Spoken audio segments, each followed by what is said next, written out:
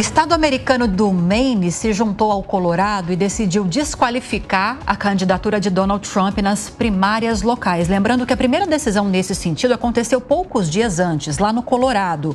No começo dessa semana, Michigan teve um entendimento contrário, disse não se considerar competente, a corte não se considerou competente para julgar o caso e, portanto, não tornou Donald Trump inelegível.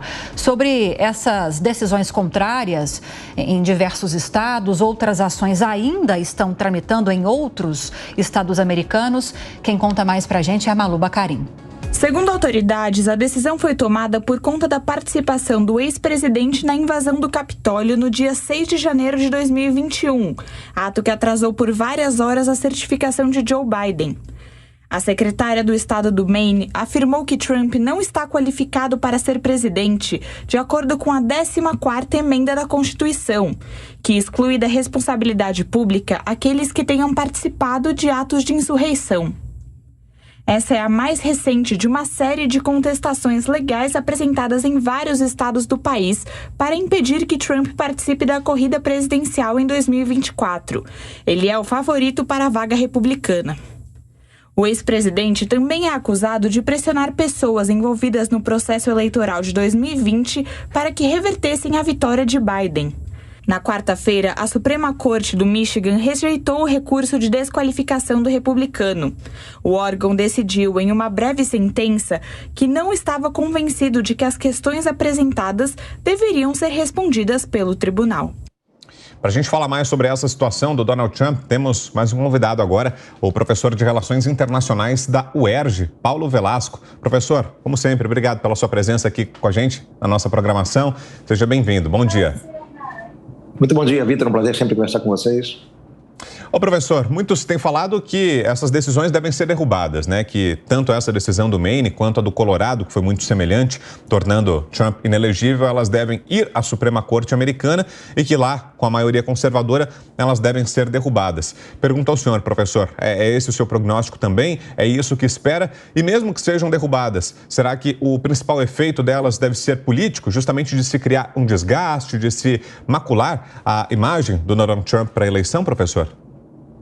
Vitor, é bem por aí sim, né? Dificilmente, né, veremos ações desse tipo sendo chanceladas pela Suprema Corte do país, né? Lembrando, claro, né, que a Suprema Corte passou a ter uma composição ainda mais conservadora, né? Muito especialmente, né, por conta justamente da escolha, né, a partir do presidente Donald Trump, né, de juízes conservadores também. Então, né, há um desencontro muito grande, né, entre os conservadores e os não conservadores na Suprema Corte, que certamente indicaria que não seria da vontade, né, da mais alta corte dos Estados Unidos retirar da corrida presidencial o ex-presidente, né? Então, vemos essa movimentação em alguns estados, né, no sentido de reconhecer, de fato, a aplicação da 14ª emenda, né, outros não, né, o caso do Michigan, né, eu diria, inclusive, Vitor, que o Michigan é um estado muito mais decisivo para as eleições, né, porque é um estado muito pendular, né, é um swing state, né, como se diz, né, ora vai para o lado democrata, ora para o lado republicano, né, Colorado e o Maine não têm essa importância toda, mas chegando lá na Suprema Corte, certamente essas posições serão derrubadas. O efeito é político, como você também muito bem colocou,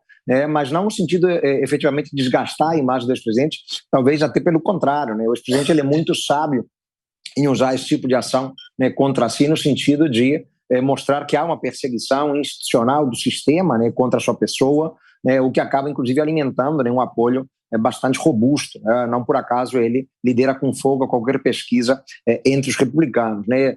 São várias ações, né, contra o Trump, né? Ele tem muitas contas pendentes com a justiça, como bem sabemos, né? Mas ele tem sido muito efetivo, né, no sentido de tentar reverter, né, o que poderia ser sim um desgaste para sua imagem, mas reverter a seu favor, né, mostrando que há uma certa perseguição institucional, né, contra o seu nome, né, contra a sua figura, né? Isso acaba, né, reforçando o apoio daqueles que já têm uma orientação trumpista, né, no Partido Republicano, né, acaba tornando a sua candidatura ainda mais robusta, ainda mais forte, né, pensando não só, né, na vitória nas primárias, mas até mesmo na vitória presidencial, né, em outubro agora de 2024. Professor, me parece que alguns ou todos os autores dessas ações que estão questionando a participação de Donald Trump já nas primárias pedirão uma agilidade, urgência na discussão lá na Suprema Corte, que vai dar a palavra final sobre a inelegibilidade ou não do ex-presidente Donald Trump. Me parece também que as primeiras primárias já começam a acontecer agora em janeiro.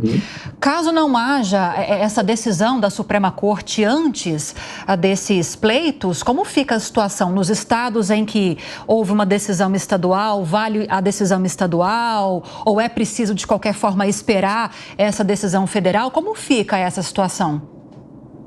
Então, Lívia, a urgência é por um motivo muito prático, né? Porque o nome do Trump ele pode ou não constar das cédulas, né, eleitorais, né, ou dos sistemas, né, no caso de alguns estados que fazem a votação por meio eletrônico, né? Então, se o nome dele não constar, eventualmente, porque a Corte Suprema daquele estado baniu a sua candidatura nas primárias, né, e não tiver havido ainda a reversão da decisão pela Suprema Corte, né, os apoiadores do Trump não terão simplesmente como votar nele, porque o nome dele não estará na cédula, né, seja ela em papel, seja ela eletrônica, né? Então, por isso, né, o pedido de urgência, né, para que a Suprema Corte tome alguma decisão, né, em tempo hábil, né? Como a gente sabe, né, as primárias, Lívia, são escalonadas nos Estados Unidos, né? Então, elas se estendem, né, ao longo de vários meses no primeiro semestre, né? Começando já agora em alguns estados americanos, né? Mas temos que aguardar para ver como se posiciona efetivamente, né, a corte mais elevada do país, né, e em que momento ela tomará essa decisão, né? O pedido de urgência é por conta disso, uma questão bem prática, né?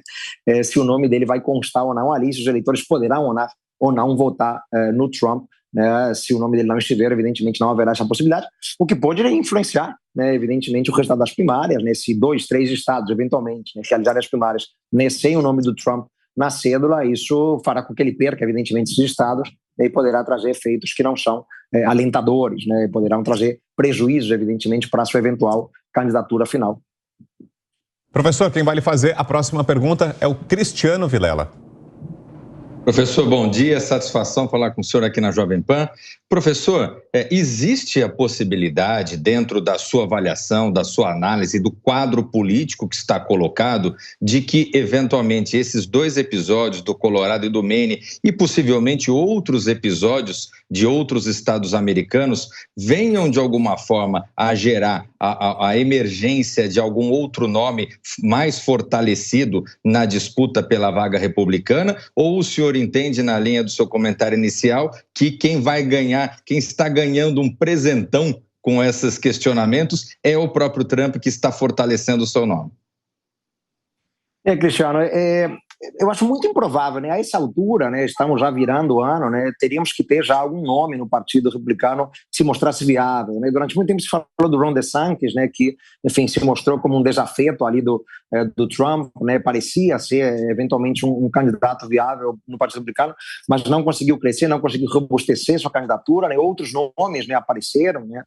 Inclusive uma ex-embaixadora do Trump na ONU, né, o próprio vice-presidente, né, no governo Trump, mas nenhum deles conseguiu, de fato, ver sua candidatura decolar, né, entre os republicanos, né? O Trump é um nome muito forte, mesmo tendo deixado, né, a presidência numa situação incômoda, podemos dizer, por conta dos episódios dramáticos ali da invasão do Capitólio no dia 6 de janeiro de 2021, mas ele continuou tendo, de fato, uma presença, uma posição enorme no Partido Republicano, né? A dita ala trumpista, né, ela conseguiu se manter em evidência ao longo desses mais de 3 anos, né, ou quase 3 anos desde que o Trump deixou a presidência. Então, né, vemos efetivamente que o Trump, né, caso ele possa concorrer às eleições, e tudo indica que sim, né, porque nos Estados Unidos, né, não existe a facilidade que temos no Brasil, né, para inabilitar um presidente, né, se ele conseguir concorrer, é quase certo que ele levará, né, a candidatura pelo Partido Republicano, né. Não vejo nenhum nome, né, dos que estão aí já, né, como um nome viável para passar à frente dele mesmo, com todos esses problemas, né, na justiça de alguns estados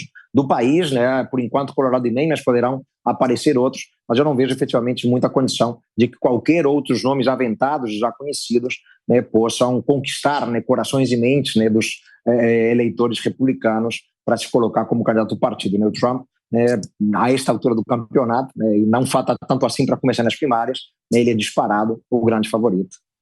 Nós conversamos com o professor de Relações Internacionais da UERJ, Paulo Velasco, que eu não sei nem quantas vezes nos atendeu em 2023 e também contamos com a ajuda do senhor agora em 2024. Professor, muito obrigada sempre e boa virada.